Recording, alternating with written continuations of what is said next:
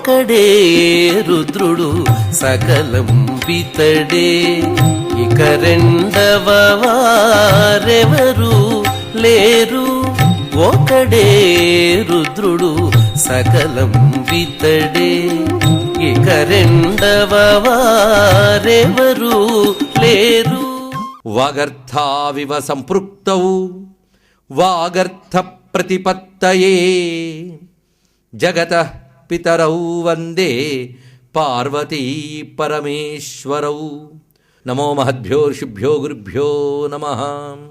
కల్లో కనబడి కూడా డేటు మార్చుకొని శివుడు చెప్పాడంటే ఆయన ఎంత ముఖ్యమని ఉంటాడు. ఆయన్ని చూడాలి అంటే పూసరుడనే రాజు ఉన్నట్టు నేను ఎప్పుడు వినలేదు. ఇది కలేమో భ్రమేమో చూద్దాం. ఏమైనప్పటికీ కూడా ప్రయత్నిద్దాం, తెలుసుకుందాం. ఊరి పేరు చెప్పాడు కదా, బయలుదేరాడు ఆయన తిన్నగా. వెళ్ళి ఇక్కడ ఎవడైనా పూసరుడు ఉన్నాడా అని అడిగితే ఆ పేరున్నవాడు ఎవడో తెలియదు పెద్ద అన్నాడు.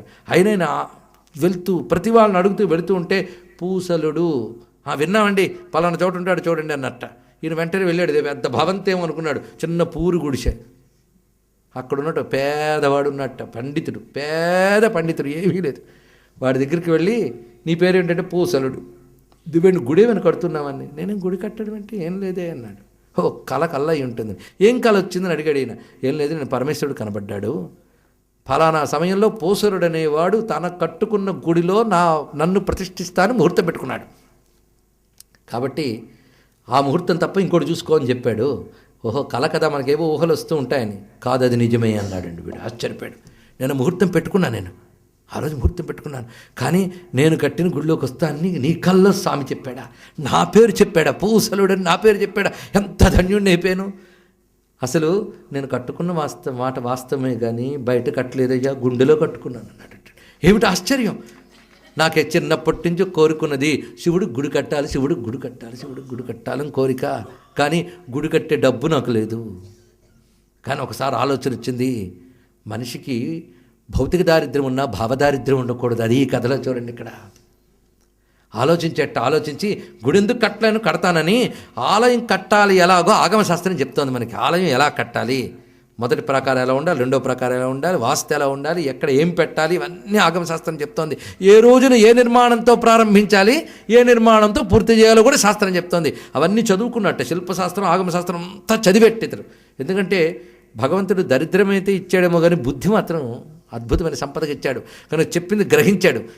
ఆలయ నిర్మాణానికి సంబంధించిన జ్ఞానమంతా సంపాదించి రోజు భావన చేయడం మొదలెట్టేట. తాను మొదటి ప్రకారం కడుతున్నట్టు ఇటుక మీద ఇటుక లేదా రాయి మీద రాయి పెడు అలా భావన చేసుకున్నాడు. అలా ఒక రోజున ఒక భాగం, రెండో రోజున పూజ అంతా అయ్యాక మళ్ళీ కూర్చుని మరొకంత భావం, అలాగ భావన చేసుకుంటూ వెళ్తూ ఉన్నాడు. సరిగ్గా గర్భగుడి నిర్మాణం అయిపోయింది. శివలింగాన్ని కూడా తెచ్చిపెట్టి జ్ఞానాధివాస ఇత్యాదులన్నీ చేసి ఫలానా సమయంలో దీన్ని ప్రతిష్ఠ చేద్దామని తాను చూసుకుని ముహూర్తం పెట్టుకున్నట్టు. ఇదంతా దేంతో, భావంతో ఇలా పెట్టుకున్నట్ట.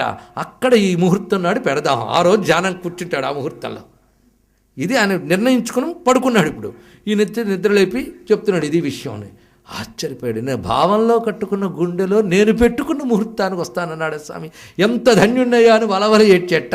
అప్పుడు ఎంత భక్తుడు అయ్యా నువ్వు, నా అహంకారాన్ని అణచాడు. నాకు భక్తి ఉంది, భక్తితోనే కడుతున్నా. భక్తి ఉంది కనుక కల్లో కనబడ్డాడు. ఎక్కడైనా నేను చేశాను డబ్బు ఉంది అనే భావం ఉంటే అది కాస్త తీసి పారేశాడు నన్ను పరమాత్మ. కనుకనే నేను కట్టిన గుడిలో నువ్వే దగ్గరుండి ప్రతిష్ఠ చేద్దు కానీ రా అని చెప్పుకొని ఉభయలో వచ్చి ఈయన గుండెలోని ఆయన గుడిలోని శివుణ్ణి ప్రతిష్ఠ చేసుకున్నట్ట. నేను కట్టిన గుడిలో నువ్వే దగ్గరుండి ప్రతిష్ఠ చేద్దు కానీ రా అని చెప్పుకొని ఉభయలో వచ్చి ఈయన గుండెలోని ఆయన గుడిలోని శివుణ్ణి ప్రతిష్ఠ చేసుకున్నట్ట.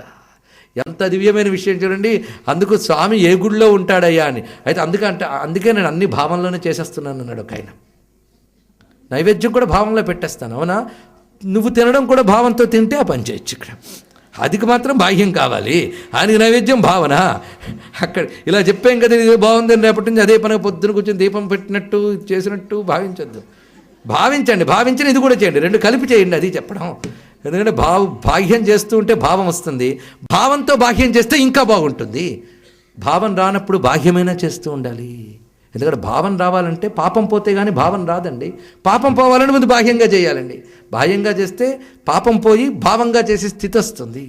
అది వచ్చాక బాహ్యం విడిచిపెట్టాడు, భావం బాహ్యం కలిపి చేస్తాడు. అప్పుడు అంటాడు భావములోన బాహ్యమునందును గోవింద గోవిందయ్యని కొలువో మనసా అని.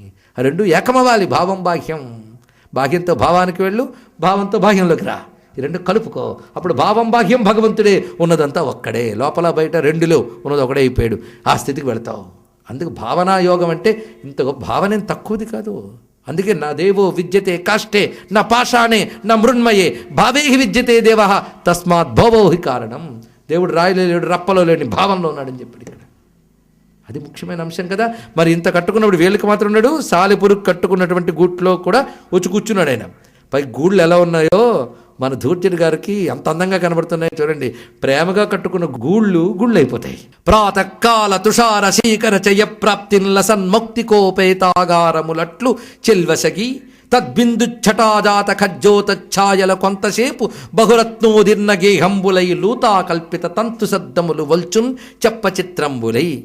పొద్దున్న పూట వాటి మీద మంచు పడుతుంది, మంచు చినుకులు. ఏది అసాలు గుళ్ళ మీద మంచు చినుకులు పడుతున్నాయట. ఈ మంచు చినుకులు పడిన గూళ్ళు ఎలా కనిపిస్తున్నాయంటే ముత్యాలతో కట్టిన గుళ్ళులా కనబడుతున్నాయట.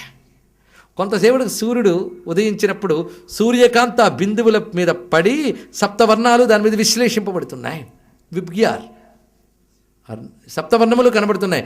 కనబడుతుంటే ఇప్పుడు ఎలా కనబడుతుందంటే రకరకాల రత్నాలతో కట్టిన గుళ్ళులా కనబడుతుందట. చూసారా, అంత అందంగా గోచరిస్తుంది. తీరుగా ఈ గతి నిండులు తీరగా కట్టిన పొద్దుట్లో వచ్చింది. దాని పని ఏంటంటే వచ్చిన కట్టినవన్నీ సరిగ్గా ఉన్నాయా లేవా, గాలికి కానీ ఆ మంచుకు కానీ తెగిపోయేవా అని చూసుకుని తెగిపోయినవన్నీ అతికుంచుకుంటూ కొత్తవి ఏమైనా ఐడియాలు వస్తే అవి చేసుకుంటూ ఇదే పని పొద్దుట్లు వచ్చిన దగ్గర నుంచి. తీరుగా ఈ గతి నిండులు తీరగా కట్టియను గాలి త్రెవ్విన పోగుల్ జారిన పోగులు అదుకందీరు పనే గాని నిలువదీరక దినమున్. ఒక్కరోజు కూడా తీరిక లేదు, మొత్తం ఇదే పని పొద్దుట్ల గురించి సేవింపంగా అలా చేస్తూ ఉంటే ఎంతకాలం అదే చేయిస్తాడు స్వామి.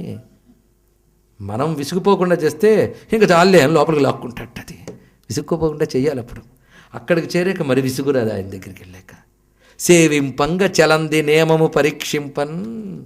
ఇంకది భక్తి అనేది అసలు ఎక్కడ తేలుతుందంటే పరీక్షాకాలం వచ్చినప్పుడు తేలుతుంది. ఎంతకాలం చేసినా ఏమీ లేదు, అంతోసేవా అయిపోయాడు వాడు, అంతే. అక్కడ పెడతాడు ఆయన. నిష్ఠ అనేది ఎప్పుడు తెలుస్తుందంటే ప్రతికూల పరిస్థితి వచ్చినప్పుడు నీ భక్తి అంతా తేలుతుంది. ప్రేమను కూడా అప్పుడే తేలుతాయండి. ఎవడెంత ప్రేమిస్తున్నాడు అనేది మీ కష్టకాలంలో తేలిపోతుంది. అందుకే ఏ మనిషి ఏమిటి అనేది తెలుసుకోవడానికి భగవంతుడు కష్టకాలం పెడతాడు. నీ దగ్గర ఉన్నప్పుడంతా నీ చుట్టూ భలే పొగడతాడు. కాసింత నీకు ఏవి తగ్గినా ఇంకా ఎలా వస్తారో జనం చూసుకోండి. ఇక్కడ లోకం ఇంతే. అలాగే భగవంతుడిపై మనకున్న భక్తి కూడా అన్ని అనుకూలిస్తే కాస్త ప్రతికూల మీద ఎగిరిపోతుంది, అంతే కదా. ఇవాళంతా భగవంతుని పూజిస్తున్నారు, 10 మంది చుట్టాలు ఇంట్లో దిగుతారు, ఈయన పక్కకు పోతుంది. అయితే ధర్మంగా చేయొద్దని కాదు ఇక్కడ అర్థం. ప్రేమ తాలూకా విషయం చెప్తున్నా కానీ అసలు అక్కడ తేలుతుందండి. పరీక్ష పెడతాడు, అది పరీక్ష అనుకోవాలి. చదువుకున్నవాడికే పరీక్షలు. అందుకని భగవంతుడు పరీక్ష పెడుతున్నాడండి అంటే పరీక్ష పెట్టేటంత గొప్పవాడం అయ్యామా? కొందరు పెద్దానికి భగవంతుడు పరీక్ష పెట్టాడు అంటూ ఉంటారు. ఆయన పరీక్ష పెట్టేటంత గొప్పగా చదువుకుంటే చాలా బాగానే ఉంటుంది. సాధకుడికి ఉంటే పరీక్షలు, ఏ సాధన లేని వాడికి ఏముంటాయండి? కానీ కష్టాలన్నీ పరీక్షలు అనుకోవద్దు, పరీక్షలు కష్టంలా కనబడతాయి. అది ఇక్కడ మొత్తానికి సేవింపంగ చలంది నేమము పరీక్షింపన్ లలాటాక్షుడు ఆత్మావాసంబున ఉన్న దీపశిఖి కీలాభీల తీవ్ర ప్రభా వ్యావిద్ధాంబరమై తగులుకొని తది యాగారములు ధూమమైపోవన్. ఎంత రోజు జాగ్రత్త కట్టుకుని ఇంత పెట్టుకుందని ఇన్ని రోజులు తెచ్చుకొచ్చింది. ఒక్కసారి ఈశ్వర సంకల్పం చేత ఆ గుళ్ళో పెట్టిన ఒక దీపం జ్వలన పెరిగి మొత్తం గూళ్ళన్నీ తగలబడిపోయాట. మొత్తం తగలబడిపోయింది. ఏదో తెగితే జారితే వేరు, మొత్తం తగలబడిపోయింది. ఇంకా చూసింది బాధ. మనకంటే సింపుల్, అది రోజులు తరబడి కట్టుకున్నది మనం ఆ మొత్తం తీసేస్తాం. దాని కష్టం దానికి తెలుస్తుంది, అంతే కదండి. మనం ఈ రోజుని కట్టుకుని ఇల్లు ఎవడో రోడ్ ఎక్స్టెన్షన్ కుప్పగోలు చేస్తే మనకి ఎలా ఉంటుంది? మనకి ఇది పెద్దది, దానికి అది పెద్దది. ఇది పెక్కేడులు పట్టెన్ సదనంబులు కట్ట నాకు శంభుని కొరకై. ఎన్నేళ్ళు కష్టపడ్డాను. ఇదంతా ఎలా అవుతుందంటే తుది కుమ్మరికొక ఏడును గుదికొక పెట్టన్న మాటకుని సరి వచ్చాను సామెత. కుమ్మరివాడు కష్టపడి ఇన్ని కొండలు పెట్టుకున్నట్ట, ఎన్నాళ్ళు పట్టింది అన్ని కొండలు చేయడానికి. ఎవడొచ్చో గుద్దాడు, మొత్తం అన్ని పగిలిపోయాట. గుద్దడానికి పట్టిన సమయం కొద్దిపాటే, వాటి చేయడానికి ఎంత బాధ అని అనుకున్నట్ట. కటకట నే ప్రయాసమున కట్టిన ఇండ్లను కాల్చే దీపము ఇంతటపడి దీని మృంగక వృధావశయించిన కోపమారునే. నేను కట్టినవన్నీ తీసేసింది, కానీ దీన్ని ఇలా కూర్చుంటే ఎలాగా మింగేయాలి దీపాన్ని. నువ్వు మింగితే నిన్నది మింగుతుంది, జాగ్రత్త. అటమటమైన జీవనము నందలి మోహము చాలు, బతికేం లాభం? చేసుకున్నదంతా ఇలాగ శివకైంకర్యం నశించిన తర్వాత అంటూ ఎలాగోలాగా దీపంలోకి ప్రవేశించడానికి సిద్ధపడిపోయిందిట. చూసారా, తాను కట్టుకున్న గుళ్ళే కూలితేనే అంత బాధపడిందే స్వామి కోసం. మన భగవంతుడికి కట్టిన గూళ్ళు ఎన్ని కూలిపోయాయి, ఎన్ని కూలదోస్తున్నారు. కాపాడుకునే ప్రయత్నం మనం ఏం చేస్తున్నాం? ఆయన కాపాడుకోడండి, ఆయన కట్టలే, నువ్వు కట్టావు. నీకోసం వచ్చి కూర్చున్నావు, నువ్వు కాపాడుకోవాలి. అది ఆయన నిన్ను కాపాడుతాడు, గుండు నువ్వు కాపాడుకో. అది ఇది ధర్మం. ఒక సాలిపురుక్కున్నపాటి కమిట్మెంట్ మనకున్నా బాగుపడిపోతాం. సరే, దీనికున్న బుద్ధి మనకుంటుందా? ఏ విధంగా వస్తూ ఇంకా అగ్నిలోకి వద్దాం అనుకోగానే ఒక్కసారి పరమేశ్వరుడు చేత్తో పట్టుకున్నట్టండి. అగ్నిలోకి దూక్కుండా చేత్తో పట్టుకున్నాడు. ఎలా వచ్చాడో చూడండి, పరీక్ష పెట్టాడు. కానీ అగ్ని దగ్గరికి బిడ్డ వెళ్తూ ఉంటే తట్టుకోగలడు ఆయన.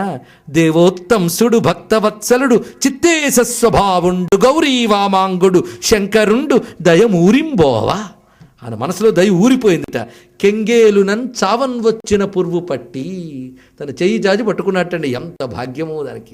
కెంగేలు, ఆ లేత ఎర్రని తామర పువ్వులాగా ఉన్నటువంటి చేతిలో సాలెపురుగును పట్టుకుని అంటున్నాడు, తగు నీ సద్భక్తికిన్ మెచ్చితెన్ నీవేయర్థము నన్ను వేడుదువు దానిని చెప్పుమా. నీకేం కావాలో చెప్పు, అది ఇస్తానని అడిగట్ట.